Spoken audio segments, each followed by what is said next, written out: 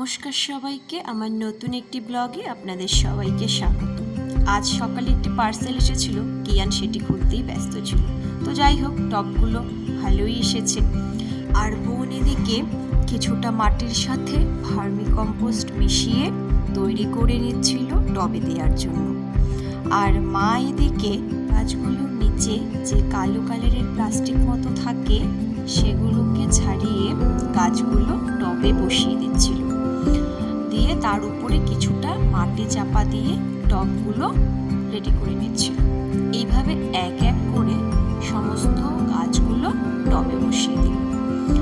তো বাকি যে ছোট ছোট চারা গাছগুলো আছে সেগুলো আর কিছুদিন পরে টবে লাগানো হবে, একটু বড় হয়ে গেলে পরে।